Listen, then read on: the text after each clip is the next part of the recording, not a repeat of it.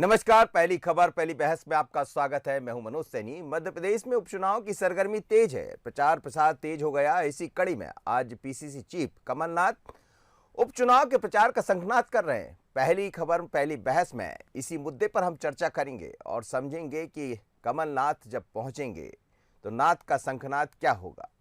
मध्य प्रदेश में उपचुनाव की सरगर्मी के साथ ही प्रचार प्रसार तेजी से दिखाई दे रहा है, लेकिन जैसे ही कमलनाथ खंडवा पहुंचेंगे तो दादा धूनी वाले आश्रम में जाएंगे, वहां पर दर्शन करेंगे और प्रबुद्ध जनों से चर्चा करेंगे, जिसके बाद वे कांग्रेस उम्मीदवार राजनारायण सिंह पुरनी के समर्थन में जनसभा को संबोधित करेंगे और फिर कमलनाथ कार्यकर्ताओं और पदाधिकारियों की बैठक लेंगे।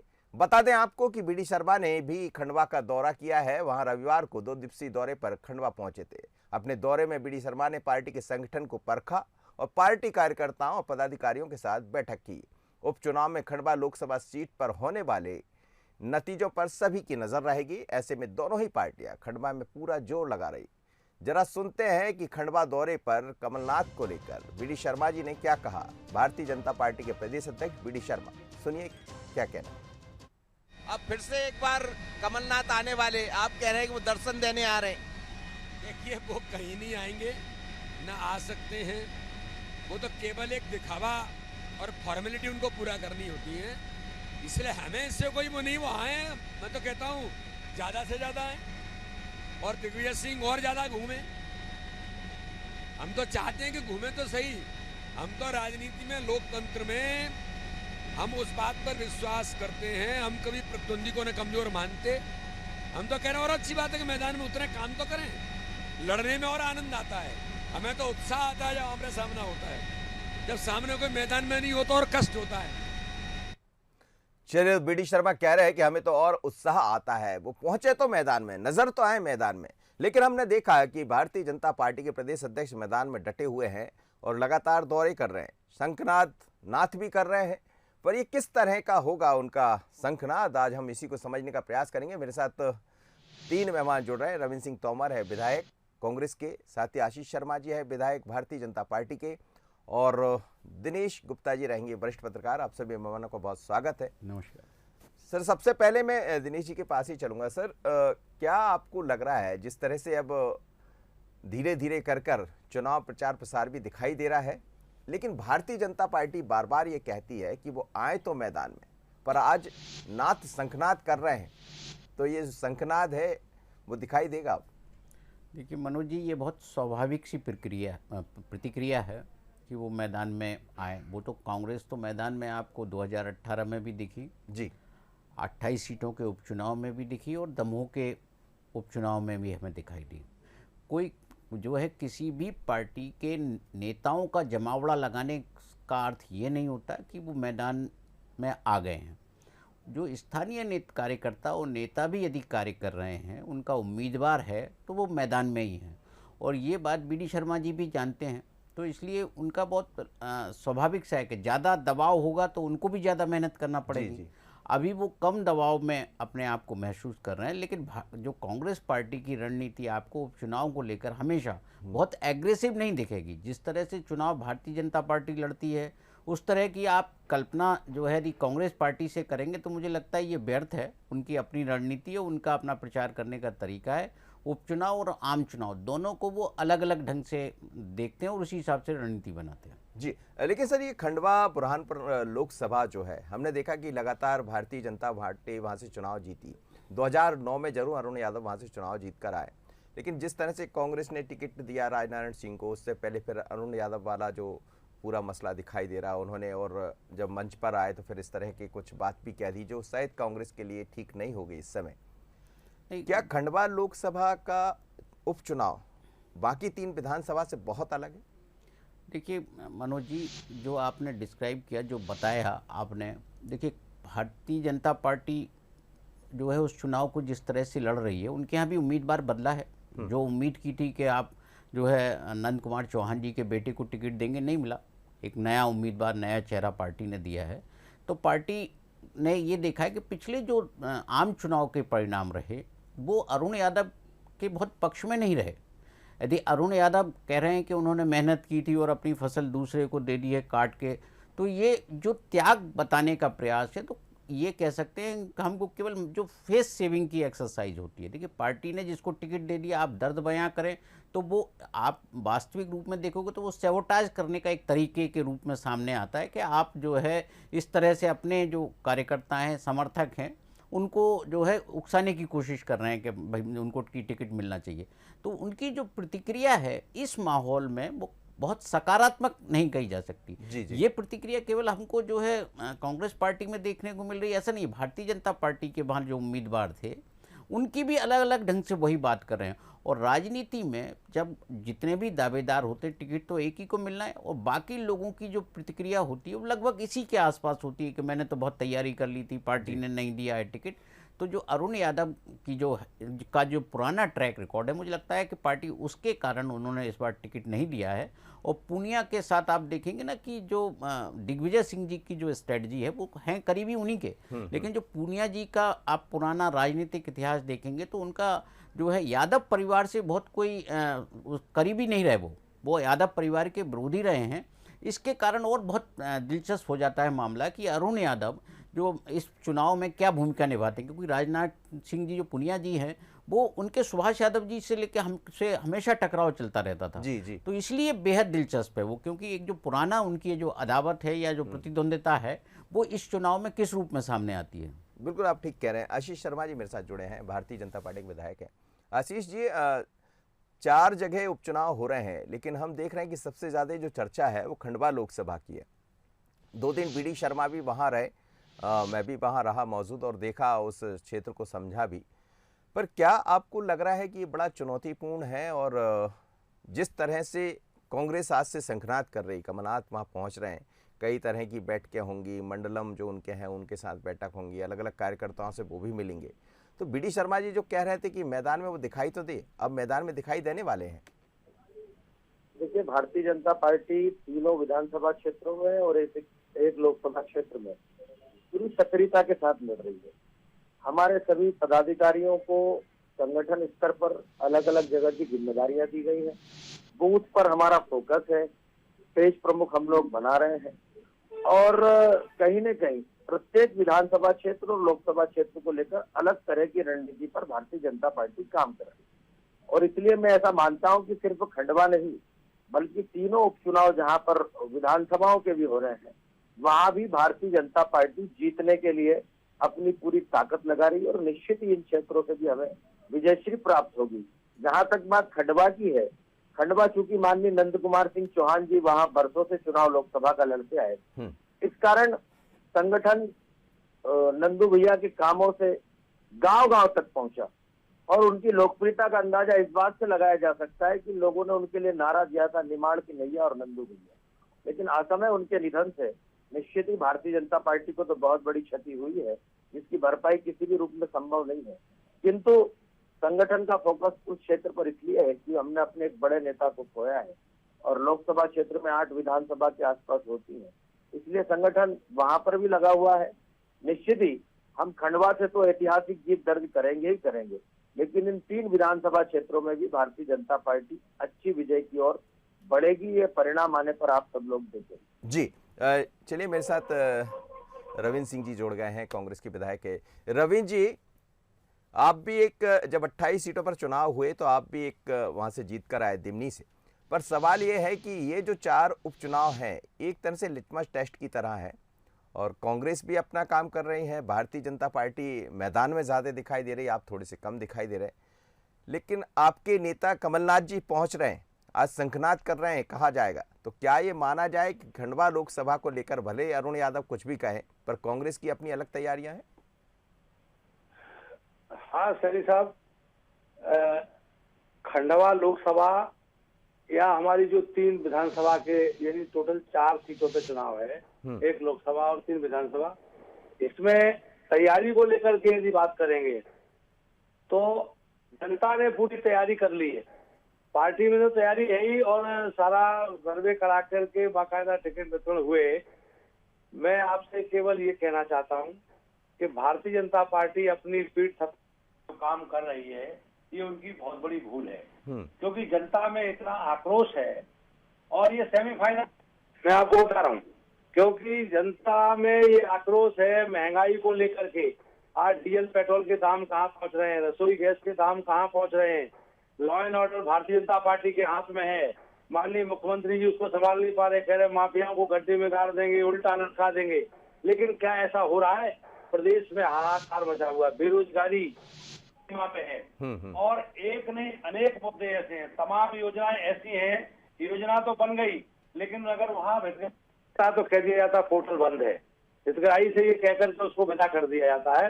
ये भारतीय जनता पार्टी 16 साल से माननीय मुख्यमंत्री जी उत्तर प्रदेश में बैठे हुए हैं और इस बार तो मैंडेट कांग्रेस पार्टी को दिया था जनता ने, लेकिन उस मैंडेट के साथ लोकतंत्र में पहली बार ऐसा हुआ पूरे हिंदुस्तान के इतिहास में आज तक ऐसा नहीं हुआ कि 35-35 करोड़ रुपए में विधायक खरीदे जाएं और जनता की चुनी हुई सरकार को गिराया जाए। ये चाल चरित्र चेहरा जनता के सामने है और मैं दावा कर रहा हूं आपके चैनल के माध्यम से सैनी साहब जी, चारों सीटें भारतीय जनता पार्टी जो दावा कर रहे हैं ये चारों खाने चित्त होंगे और कांग्रेस पार्टी चारों सीटों पर चुनाव जीतेगी। मैं आज से दावा कर रहा हूं और इसलिए नहीं, ये मैं इसलिए नहीं कह रहा हूं कि ये पार्टी की वजह, मैं कह रहा हूं कि जनता ने मन बना लिया है। जी, जनता में इतना आक्रोश है आशीष जी, चुनाव हो जाए तो मैं कह रहा हूँ आज कि भारतीय जनता पार्टी को कांग्रेस के विधायक भारतीय जनता पार्टी में गए, सीटें तो इनमें मिलनी नहीं। आरोप लगाना छोड़ दीजिए, जनता ने आपको आईना दिखा दिया है। काम करने कहना और रही बात 15 महीने की आपकी कांग्रेस सरकार को लोगों ने देख लिया है। 15-16 साल के सरकार सिर्फ झूठे वादे करने वाली है, सरकार नहीं चला सकती।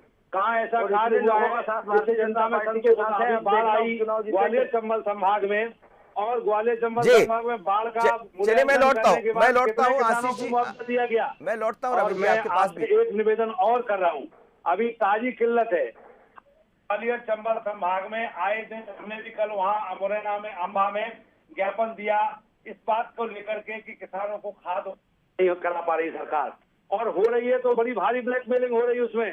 और भिंड में चलिए तो यही सब इन्हीं सब मुद्दों को लेकर मौके पे समय पे नहीं मिलेगी तो मैं सैनी साहब कह रहा हूँ याद कर लीजिए कांग्रेस के समय खाद पुलिस वालों से बचाव। चलिए जी, मुझे मुझे लग रहा है चंबल ग्वालियर का चुनाव तो आपने देखा, वहां भी हुए थे और भारतीय जनता पार्टी वापस होने में आपके क्षेत्र से ही उस पर मोहर लगी थी। खैर ठीक है, ये अलग मुद्दा है और खंडवा बुरहानपुर लोकसभा बहुत अलग है, सबकी तासीरें अपनी अपनी होती है हर विधानसभा हर लोकसभा की और वो दिखाई भी दे रहा है। लेकिन इस खबर पर हम आगे बढ़े उससे पहले जरा सुन लेते हैं कि आखिर चुनावी प्रचार प्रसार का दौर किस तरह से चल रहा है, कैसे आरोप प्रत्यारोप के दौर शुरू हो गए। खंडवा दौरे पर पहुंचे पूर्व मंत्री जयवर्धन सिंह ने बीजेपी पर तंज कसा है। जयवर्धन सिंह ने कहा कि बीजेपी के 3 गुट है, एक शिवराज बीजेपी, एक महाराज बीजेपी और एक नाराज बीजेपी। इसके साथ ही बीजेपी की ओर से अरुण यादव को मिले ऑफर पर उन्होंने कहा कि वह हमारे वरिष्ठ नेता है और वह खुद कह चुके हैं कि मैं सिंधिया नहीं बनूंगा। जयवर्धन सिंह ने कहा कि बीजेपी के पास सत्ता, संगठन और कार्यकर्ता सब कुछ है, लेकिन जनता और किसान कांग्रेस के साथ है। जरा सुन लीजिए जयवर्धन सिंह ने क्या कहा, फिर हम इस चर्चा को आगे बढ़ाते हैं। अगर हम देखें तो जो व्यवहार है अरुण भैया का, जो उनका काम है, जो उनकी शैली है, बहुत ज़बरदस्त शैली है। आज के समय अगर हम देखें तो पूरी कांग्रेस एक है। वहीं भाजपा में 2-3 गुट बन गए हैं, एक है शिवराज भाजपा, एक है महाराज भाजपा और एक है नाराज भाजपा। तो जहाँ तक सवाल कांग्रेस का है, हम तो सब एक हैं और इस चुनाव को एक होकर लड़ेंगे, जनता के बीच जाकर लड़ेंगे और विशेषकर आज जो मूल समस्या किसानों की है, आम जनता की है, गरीबों की है, वो मुद्दे उठाकर चुनाव लड़ेंगे। चलिए, आप सुन रहे थे जयवर्धन सिंह को, पूर्व मंत्री है और कांग्रेस के विधायक है। उन्होंने भारतीय जनता पार्टी को 3 भागों में बांट दिया और शिवराज, नाराज और महाराज का नाम दे दिया। यही होता है चुनाव में, तरह तरह की तस्वीरें सामने आती रहती, बयान सामने। आशीष जी मेरे साथ जुड़े। आशीष जी, इस पर आपकी प्रतिक्रिया चाहूंगा। देखिए, जयवर्धन सिंह जी ने यह भी बताना चाहिए था कि किस कारण, क्योंकि उनके पिताजी दिग्विजय सिंह जी कांग्रेस की सरकार के दौरान भी पूरा प्रशासनिक होल्ड उनके पास था, सरकार पूरी वो चला रहे थे और उसके बाद भी कमलनाथ जी चाहे कार्यवाहक अध्यक्ष हों या प्रदेश अध्यक्ष हों, लेकिन कांग्रेस की अंदर खाने की राजनीति में आज भी अगर कोई व्यक्ति निर्णय करा रहा है या निर्णय ले रहा है तो वो केवल दिग्विजय सिंह है। उन्होंने किस तरह से अरुण यादव को, जिनके पिताजी उनके चिर प्रतिद्वंदी रहे हैं, किस तरह से खंडवा की दौड़ से बाहर कर दिया। और ये पूरा जो एपिसोड चला, इसके सूत्रधार कहीं ना कहीं मैं दिग्विजय सिंह को मानता हूं। और उन्होंने अपने खास समर्थक को खंडवा से टिकट दिलाकर ये सिद्ध भी कर दिया कि टिकट कटवाया भी उन्होंने, ऐसा वातावरण तैयार कर दिया जिसके कारण अरुण यादव खुद अपने आप में उपेक्षित महसूस करने लगे। और जब उनका टिकट कट गया तो अपने खास समर्थक को वहां से टिकट दिलाकर ये जता दिया कि कांग्रेस में वही होगा जो मैं चाहूंगा। कमलनाथ स्टार प्रचारक हो सकते हैं, कांग्रेस के अध्यक्ष हो सकते हैं, लेकिन आज भी पूरे सूत्र यदि किसी व्यक्ति के हाथ में है तो वो दिग्विजय सिंह जी के हाथ में है जी। इसलिए मैं ऐसा मानता हूँ कि कांग्रेस को अपनी गुटबाजी पर ज्यादा ध्यान देने की आवश्यकता है। भारतीय जनता पार्टी के बारे में तो इन्होंने कई सारी बातें समय समय पर फैलाने का प्रयास किया, लेकिन हमारी एकजुटता ने किस तरह उपचुनाव में हमको जिताया और किस तरह पिछले 1.5 वर्षों से मध्य प्रदेश में सरकार चल रही है, ये किसी से छुपा हुआ नहीं है। जी। बहुत अच्छी सरकार चला रहे हैं, बहुत अच्छा संगठन पर हमारी पार्टी का नियंत्रण है और कांग्रेस से जितने लोग भारतीय जनता पार्टी में आए थे वो सब हमारे साथ एकजुटता के साथ काम कर रहे हैं। दिनेश जी के पास चलूंगा। सर, ये आप सुन रहे थे दोनों मेहमानों को, लेकिन सवाल यही है कि 28 जो सीट है जहां चुनाव हुए जिसके कारण सरकार की वापसी, उसकी बात तो हो जाती है, दमों की बात कभी कभी छूट जाती है। उस दमों को लेकर कांग्रेस उत्साहित है। भारतीय जनता पार्टी के प्रदेश अध्यक्ष से मेरी बात हो रही थी, वो कह रहे थे 23 में हम जाकर जवाब दे देंगे और वो सीट हमारी होगी, क्योंकि हम हमेशा हार के बाद भी अपने आप में सुधार करते हैं, समझते हैं कि कहाँ गलतियाँ हुई है, और यदि जीतते हैं तो भी सोचते हैं कि इतने वोटों से हम कैसे जीत गए। पर ये जयवर्धन सिंह का जो बयान है, 3 तरह के उन्होंने बता दिया, महाराज, शिवराज और नाराज, तो ये तो मान सकते हैं कि अब धीरे धीरे कर चरम पर होगा चुनाव और इस तरह कई बयान देखने को मिलेंगे हमें। देखिए, जो भी उनका बयान है वो एक राजनीतिक बयान है मनोज जी। और भारतीय जनता पार्टी में जो नाराज होते हैं वो नाराजगी कैसे व्यक्त करते हैं वो हमने समय समय पे विभिन्न चुनावों में देखा है। जी। और ये स्वाभाविक होता है जब पार्टी में आप यदि इतने बड़ी संख्या में नए लोग आते हैं तो लोगों को लगता है कि हमारी दावेदारी समाप्त हो गई है या हम राजनीतिक तौर पर कमज़ोर हो गए हैं, तो अब वो नाराज़ तो उनके अंदर नाराज़गी होती है, लेकिन क्या वो कितने वोटों को प्रभावित करते हैं, क्या पार्टी का नुकसान करने की उनके पास क्षमता है। यहाँ आप देखिए मनोज जी, कांग्रेस और भारतीय जनता पार्टी में जो मूल अंतर है वो इस बात का है कि भारतीय जनता पार्टी कार्यकर्ता आधारित पार्टी, जिसे हम कैडर बेस्ड पार्टी कहते हैं, और जो कांग्रेस पार्टी है वो नेता आधारित पार्टी है, नेता के अपने समर्थक होते हैं। इसलिए हमने देखा कि जब ज्योतिरादित्य सिंधिया छोड़ के गए तो उनके साथ उनके सारे समर्थक चले गए।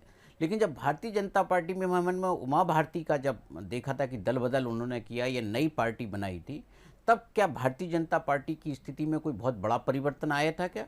तो ये जो दोनों के मूल चरित्र में जो हम देखते हैं जो अंतर है, उसके कारण भारतीय जनता पार्टी हमेशा इस तरह के उसमें बड़ा बेफिक्र होकर रहती है कि एक चुनाव हार गए हैं तो अगली बार की उम्मीद तो हर राजनीतिक दल करता है और वही उम्मीद भारतीय जनता पार्टी भी कर रही है। बिल्कुल, आप ठीक कह रहे हैं। जी रविंद्र जी, आपने तमाम तरह के आरोप लगाए हैं और जिन बातों का आप जिक्र कर रहे थे, किसानों की बात आप कर रहे थे, खाद की बात आप कर रहे थे, लेकिन बीजेपी कांग्रेस की रणनीति अलग अलग होती है। कांग्रेस अलग तरह से काम करती है और इस बार तो अब दशहरा भी है, दशहरे के बाद प्रचार प्रसार बड़ी तेज़ी से दिखाई देगा आपके यहाँ भी और बीजेपी के यहाँ भी।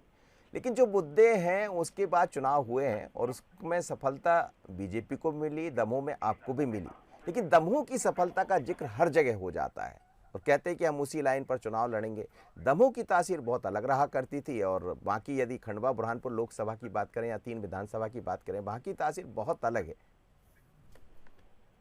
सरकार पूरी तरह से फेल है, ये जनता मान रही है इस चीज को और जनता देख रही है। इसलिए ये उपचुनाव की जो आप पीछे 28 सीटों की बात कर रहे थे, जिसमें मैं स्वयं भी प्रत्याशी था दिल्ली में, धनबल के आधार पर, आपसे पहले कह दिया कि धनबल के आधार पर ये सरकार को बनाया, ये जनता के ध्यान में पूरी तरह से है। और मैं समझता हूँ लोकतंत्र की जिस प्रकार से गला घोटा गया, और ये लोकतंत्र बचा कहाँ है भारतीय जनता पार्टी के शासन में। आप दिल्ली की सड़कों पर 1 साल हो गए किसान बैठे हुए, वहाँ जो किसान जिस कानून को चाह नहीं रहे वो जबरदस्ती थोपा जा रहा है। क्या ये किसान नहीं देख रहे हैं या जांच नहीं समझ रहे हैं?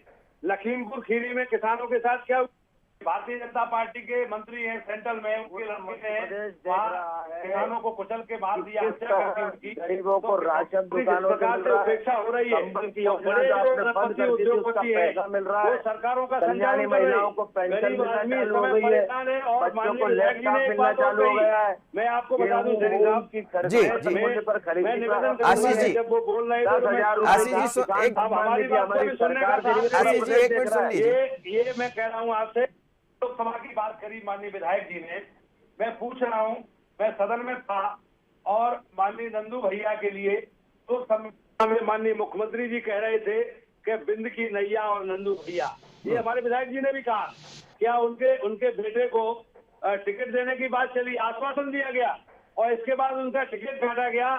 तो ये नहीं, लेकिन वो यही भारतीय जनता पार्टी में एक अलग है कि वो खुद मैदान में आ गए। हर्ष जी वो कह रहे हैं कि मैं साथ में खड़ा हूँ। माननीय नंद कुमार सिंह चौहान जी हमारी पार्टी के वरिष्ठ नेता थे और उनका पूरा परिवार भारतीय जनता पार्टी का परिवार है और हर्षवर्धन सिंह को मैं जानता हूँ, वो खुद प्रचार मैदान में उतर गए और उन्होंने कहा है कि परछाई बनकर मैं जनता की सेवा करूंगा। हमारी पार्टी परिवार भाव के साथ काम करने वाली पार्टी है। हमारा काम है विपक्ष के लोगों का कि नंदू भैया के जो बेटे हैं उनका जो परिवार है वो पूरी तरह से भारतीय जनता पार्टी का समर्थन होकर आज कार्य करेगा।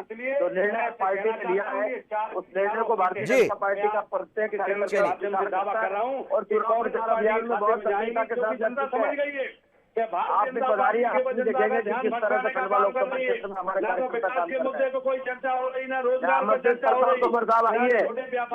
चलिए सर, बहुत बहुत धन्यवाद आप सभी मेहमानों का मेरे साथ जुड़े, आप दिनेश जी, आशीष जी, रविंद्र जी।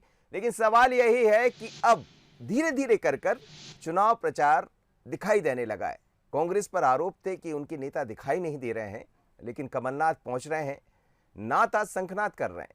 शंखनाद के साथ तमाम तरह की बातें भारतीय जनता पार्टी की तरफ से भी और आरोप प्रत्यारोप के दौर चलते रहते हैं।